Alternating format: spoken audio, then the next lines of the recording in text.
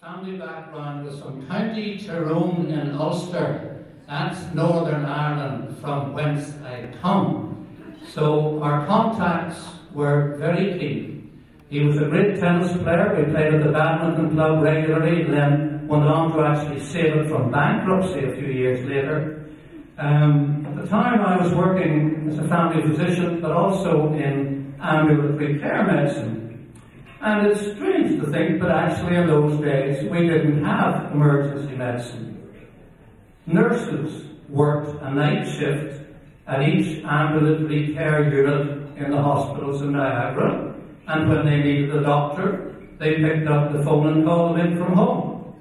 The public safety agencies, fire, police, ambulance, were all dispatched separately, not like 999 as they had in the UK.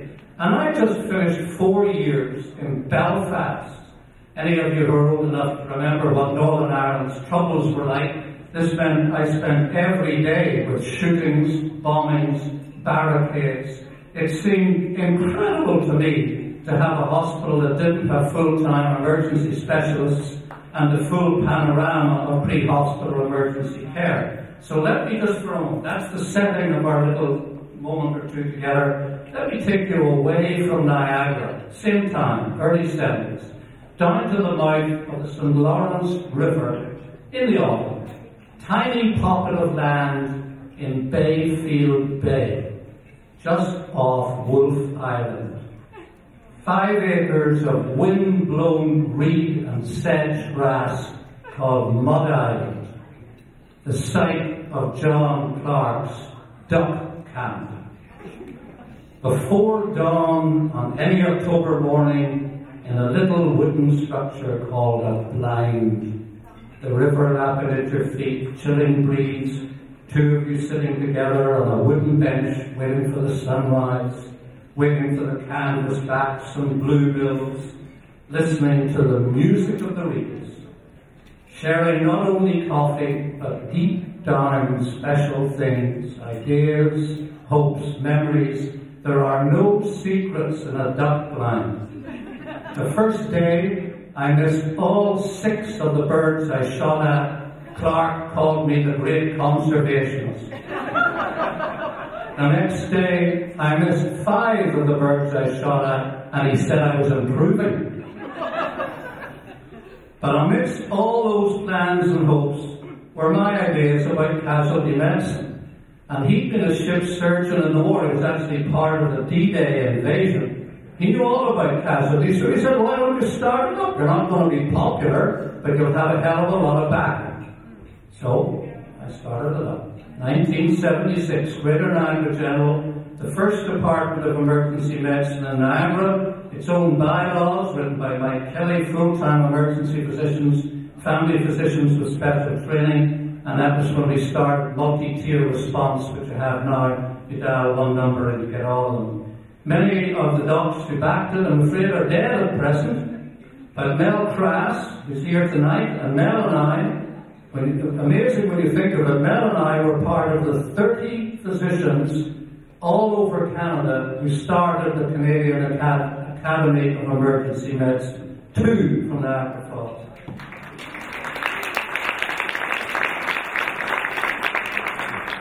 Kevin Foster and Ken Reddy were on a little committee we had, but I had also worked in Belfast with a gentleman called Professor James Francis, or Frankie Pandridge.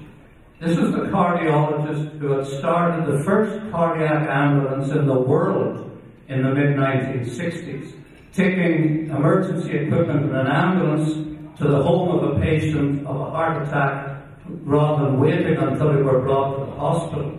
He also invented the portable defibrillator that you see all around you now, and the practice of cardiopulmonary resuscitation, and all those ideas got hammered out in a duck blind with John Clark. We knew we would not be able to get doctors and nurses to go on the ambulance as they did in the UK, but why not train the ambulance personnel to do the resuscitation? We would also need the 911 as our 3-figure number. We would need to train ordinary citizens in CPR, and we would need to form a community organisation to teach the CPR and to teach advanced cardiac life support to paramedics. And we called it Heart Niagara. We started teaching CPR in 1977, advanced cardiac life support to paramedics in 79. John Carter, here tonight, Frank Adamson and I went up in front of District Health Council, got approval for this hospital for the 911 number. Eventually Doug Muntley took over as chair of the regional EMS, Frank Adamson was the CEO. John Carter was front and centre throughout all this. Lots of people who aren't here, so I won't mention them, but Wayne Thompson generously agreed to be the first president of Heart Niagara. All ED designed the logo, and in addition to the teaching, we created a cardiac rehabilitation program for survivors of heart attack and a primary prevention component in schools. So that was our first time in schools in 1980. But the other outing with John and Lillian was the annual ski trip to Europe with Bud and Jerry Hadley, some of you will remember. One year in the early 1980s, Lillian stayed home and John roomed with Davos in Switzerland. Rooming with John, I don't want to upset Debbie or Carrie, but rooming with John was a mixed blessing. In addition to his other talents, he was in the Olympic gold medal category for snoring. You get lots of good ideas when you're sleeping in the next room in a bath. And you can share those ideas on the long, cold, foggy chairlifts up the famous Parsen Mountain. And what we talked about was the fact that in the Korean War, the American young teenage soldiers who were killed already showed advanced hardening of the arteries if they smoked or if they had raised blood cholesterol. So I thought, if you want to eradicate heart attacks, surely you have to start where the condition starts in childhood. Make families aware that they might have future risks, obesity, diabetes, cholesterol, blood pressure. The only time you can do it is when kids are at school. That's the only time you have the family available. So with the support of paediatricians like Lillian Clark and Robin Williams, who's here tonight, God bless you, Robin, in 1985, Hazel Ann Blue, stand up and take a round of applause, Hazel Ann, from Public Health, and the dear departed Bobby Irwin, and he was representing the regional phys ed teachers. We made a bid to the headmasters committee, which was accepted. And on a very cold September morning in 1987, equipped with a Refletron meter for fingerprint cholesterol testing, I presented myself at Lord Elgin School, ironically, which is now Heart Niagara's office. Originally we coordinated the data with Niagara Regional Public Health, then with Brock University, and then I read about a guy called Brian McCrindle at Toronto Sick Kids, and after 2 years of phoning him, he finally agreed to speak to me, and we got together, and he has been publishing the Niagara Healthy Heart Schools program in medical magazines around the world for the last almost 10 years. Very prestigious magazines, but it doesn't make us any better known in the world of reality rather than research. So the question then, and 20 years later, is still on the table. Does society really want to take an active stance in preventing arterial disease when it starts in kids, or metabolic disease, childhood obesity leading to adult obesity? If it does, it's almost impossible to consider any solution that does not identify who the target population is at the earliest age possible and intervene to treat those who are found to have the conditions. You do not prevent measles by telling the general population to stay away from people with rashes you go out and physically vaccinate every individual you can find at the earliest age possible.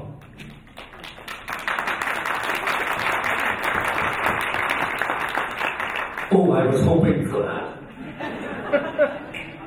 At the beginning of this, I did mention Churchill's line about success, and Heart Niagara's disappointments are certainly many, but none of them are failures. We started CPR, structured CPR teaching in Niagara. We started advanced cardiac life support teaching. We did it for 20 years because in those days, all the regional hospitals gave money to Heart Niagara for what we did. When the NHS came in, of course, that was stopped. We ran the cardiac rehab program for 30 years, and then it was taken over by the NHS. Mind you, when we ran it, we saw the patients the day after they were discharged. There's now a 5-month waiting list.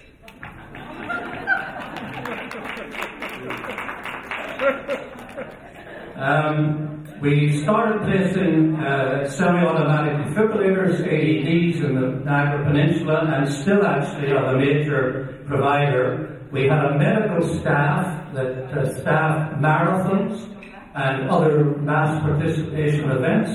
We did 2 US Olympic trials and were asked to be the medical staff at the World Masters Games in Toronto in 1985, not Toronto. Heart Niagara from Niagara Falls and Niagara Peninsula. Who would imagine that now? So our disappointments are many, but they certainly were not failures, only that other people have taken them over. And yes, somebody will probably start a similar Healthy Heart Schools program in some big city, Toronto, Vancouver, Seattle, wherever. And there's enough on Heart Niagara's internet for them to copy it already. And be credited with some primary success in preventing heart disease and obesity. But everyone in this little engine that could, that is Heart Niagara, and everybody in this room here tonight will realize where it was pioneered, and that being 30 years ahead of your time is not such a bad thing. Heart Niagara,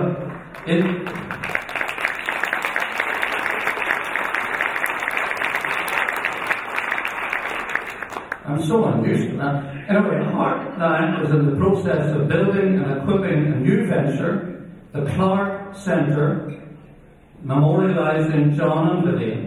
This facility will be for the referral of families from the schools programme who've been identified as having high risk for childhood obesity or future heart attack. And hopefully, with the support of regional primary care providers, the Clark Centre will be a venue for halting the progression of these conditions and removing that future risk. The Clark Centre should be up and running in the spring, and that, my dear ladies and gentlemen, will be glad to know is all, but hopefully the bloody spring is round the corner.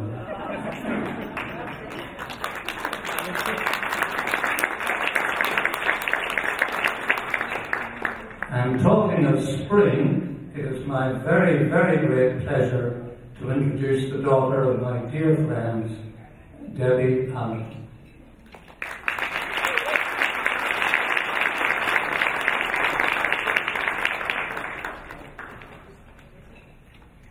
Hello.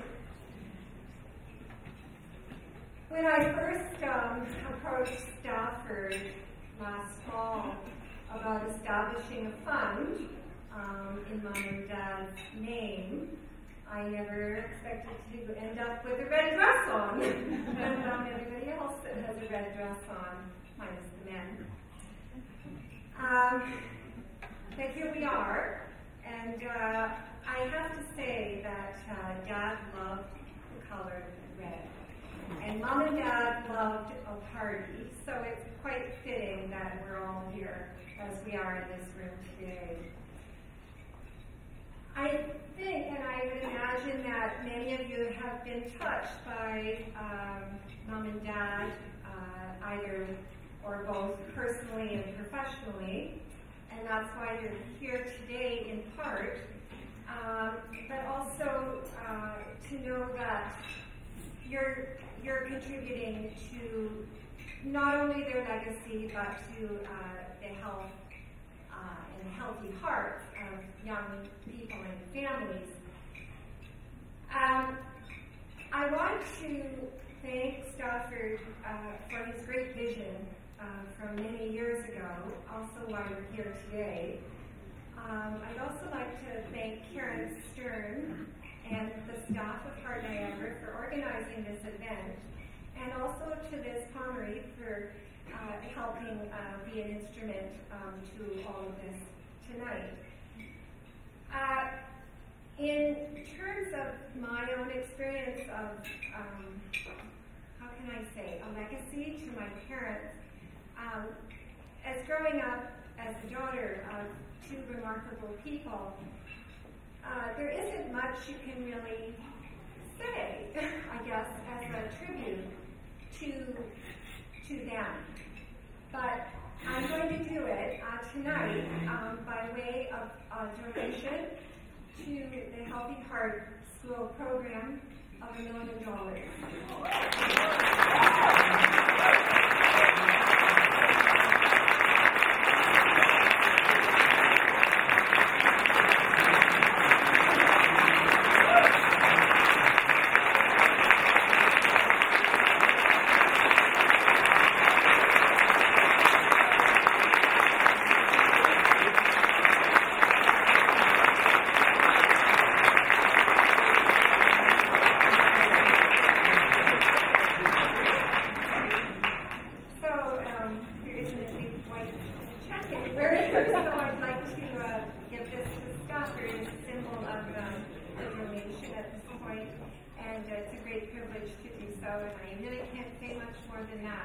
I wish Mom and Dad were here to, but they're here, and I think they're very nice.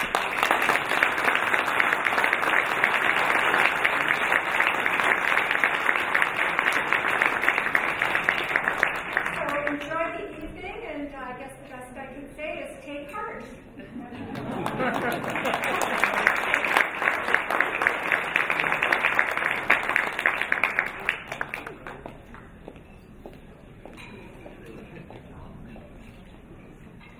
So we just would like to take a couple of pictures. Thank you. Let me tell you that after hearing it as many times as I have, it still makes me feel the same way. I am speechless.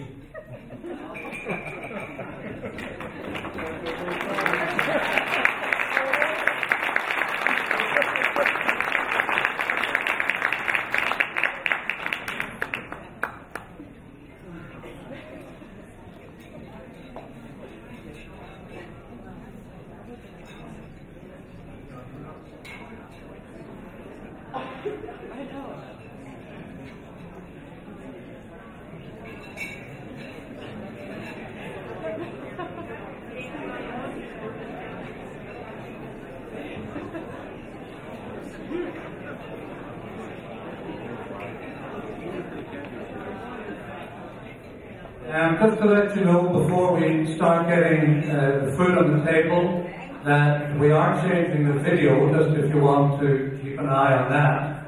And we have to thank the Niagara Hydro Holding Company,